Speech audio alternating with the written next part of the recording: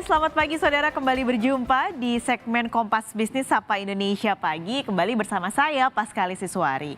Saudara, kalau Anda tadi menyaksikan program Sapa Indonesia Pagi yang banyak membahas soal kerugian, soal pembatalan U20 Indonesia, tentu tadi kerugian material sudah dibahas banyak sekali. Tidak hanya kerugian material, tapi juga kerugian yang mendera pelatih dan anggota timnas U20. Kita di Kompas Bisnis pagi ini akan bahas lebih banyak soal kerugian material, lalu juga ada imateri lain dari pembatalan ini. Yang pertama kita akan lihat saudara, tentu kalau bicara kerugian pasti ujung-ujungnya adalah duit. Dan ujung-ujungnya lagi adalah anggaran yang sudah dikeluarkan oleh pemerintah untuk merevitalisasi stadion.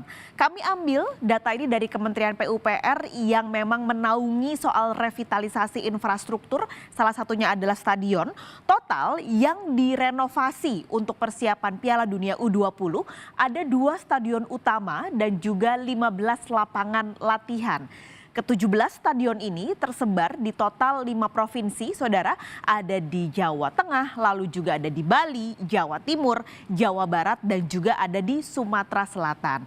Nah, sementara kalau melihat 2 stadion utama yang direvitalisasi adalah ada Stadion Kapten Iwayan Dipta di Gianyar, Bali, dan juga Stadion Manahan Solo. Pembangunan untuk revitalisasi ini bahkan sudah dimulai sejak tahun 2020 kick-off-nya. Kurang lebih sekitar akhir 2020 di bulan November. Ada 3 paket pengerjaan yang dilakukan oleh PUPR. Yang pertama adalah klaster Bali. Ini dikerjakan oleh kontraktor PTPP. Jadi total ada 2 kontraktor besar yang ikut dalam revitalisasi stadion untuk Piala Dunia U20. Pertama ada PTPP, ini ada di klaster pertama Bali dengan nilai kontrak 152 miliar rupiah. Sementara paket 2-nya adalah klaster Solo yang mengerjakan adalah PT Nindya Karya Wilayah 2 dengan nilai kontrak 78 miliar rupiah, dan terakhir paket 3 sama-sama dikerjakan oleh Nindya Karya dengan total 83 miliar rupiah. Sehingga kalau kita totalkan semua anggaran revitalisasi 17 lapangan dan juga stadion ini ada angka 418 miliar rupiah. Bukan angka kecil saudara untuk merenovasi 2 stadion utama dan 15 lapangan latihan. Nah, bicara bola sudah pasti tidak hanya soal revitalisasi stadion tadi, tapi juga pasti banyak sponsor seperti gula dan semut ketika ada pertandingan bola besar, terutama ini adalah kancah internasional, sudah pasti akan banyak sponsor yang mengincar dan rela mengeluarkan uang untuk bisa jadi sponsor utama. Karena sudah pasti tahu balik modalnya ini akan cepat kalau bicara bola di Indonesia.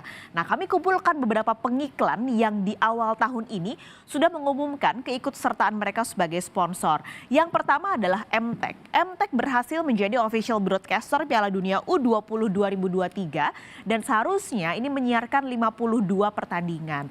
Tapi sampai kami riset terakhir tadi pagi, kami belum bisa mendapatkan informasi teranyar pasca pembatalan ini apakah ada kesepakatan yang berubah dari dana yang sudah dikeluarkan oleh MTEK sebagai official broadcaster dengan FIFA, apakah ada perbedaan penyiaran atau bagaimana, belum bisa diketahui saudara. Tapi sudah pasti akan berbeda karena kalau Indonesianya atau Piala Dunianya di Indonesia, MTEK pasti mendapat banyak keuntungan karena menjadi official broadcaster.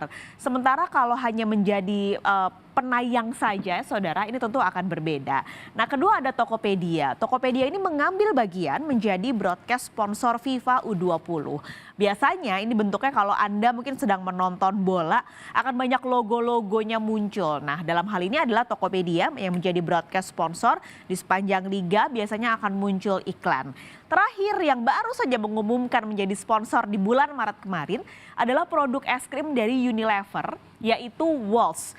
Walls ini membuat atau menjadi sponsor untuk skuad Garuda Muda atau tim Piala Dunia U20. Bahkan mereka ini sudah membuat semacam tagline gitu yaitu satu hati untuk Garuda. Ini adalah kerjasama antara Walls dan juga timnas Garuda Muda U20. Walls juga tentu menggelontorkan dana meskipun kita tidak tahu besarannya berapa untuk tim U20 sebagai komitmen dukungan pelatihan dan juga pengembangan untuk timnas U20. Bagaimana nasibnya setelah ini kita masih belum mengetahuinya saudara. Kita geser dari sponsor. Nah, biasanya kalau ngomongin bola, pertandingan olahraga, terutama ajang besar seperti ini, akan ada maskot dan juga akan ada lagu. Dan dua-duanya sudah lahir di Indonesia karena persiapannya kan tadi tinggal pendek ya sebelum akhirnya FIFA memutuskan untuk menghentikan atau untuk mendepak Indonesia dari tuan rumah Piala Dunia. Kita kenalan sama yang pertama. Ini ada Bacuya yang merupakan maskot Piala Dunia U20 2023. Bacuya ini singkatan saudara, yaitu Badak Cula Cahaya. Dipilih seekor badak Jawa yang menggunakan kostum timnas merah putih. Ini harusnya dikenal sebagai maskot Piala Dunia U20 Indonesia. Kenapa dipilih Badak Cula 1? Karena saat ini populasi Badak Cula 1 sudah terancam punah di Indonesia supaya masyarakat akhirnya aware soal hal ini. Sayang, yang punah ternyata Piala Dunia U20-nya terlebih dulu. Sudah selesai di Indonesia tidak lagi menjadi tuan rumah Piala Dunia U20. Yang kedua adalah lagu. Mungkin sebelum atau 1-2 minggu sebelum akhirnya FIFA memutuskan tidak jadi menggunakan atau menjadikan Indonesia sebagai tuan rumah Piala Dunia, sudah Anda dengar atau lihat teaser video musik dengan judul Glorious yang dinyanyikan oleh World Genius bersama dengan Lyodra, Ziva dan juga Tiara. Sayang, kemarin ketika saya mencoba untuk mencari teaser video tersebut yang pendek durasinya, sudah tidak ada karena ternyata sudah ditarik FIFA. Sehingga kami tidak bisa tayangkan kepada Anda, mungkin Anda belum pernah menontonnya. Meskipun kalau Anda cari jejak digitalnya, ada beberapa akun media sosial milik warganet yang masih menyimpan teaser dari lagu tersebut. Permasalahan yang ini tidak jelas, nasib dari lagu yang sudah jadi yang dinyanyikan oleh musisi-musisi Indonesia ini apakah nantinya boleh tayang tetap atau tidak. Karena sebenarnya lagunya sudah jadi ini Glorious ini. Selain maskot dan logo kita bergeser, ini belum selesai saudara kerugiannya, ada kerugian lain yaitu yang pertama adalah soal training pemain. Training pemain tentunya nggak hanya menyita waktu, mengorbankan waktu, hidup para pemain dan pelatih. Bahkan di 2021 PSSI sempat menyebut ada anggaran 200 miliar rupiah saudara untuk persiapan timnas Indonesia menuju Piala Dunia U20. Lalu ada juga soal anggaran di pemerintah daerah. Ada 5 provinsi yang akan menggelar Piala Dunia U20. Sudah pasti gelaran internasional ini harapannya bisa menarik wisatawan dan sudah pasti akan ada promosi-promosi yang dilakukan, terutama di side event yang dilakukan pemerintah daerah. Mereka sudah membuat spanduk, baliho, iklan, ataupun acara-acara sampingan lain yang akhirnya sekarang nggak jadi. Harapannya dengan adanya side event dan datangnya wisatawan ke daerah-daerah tersebut, ada rembesan juga saudara terutama ke UMKM di daerah. Tapi sayangnya harapan itu harus pupus.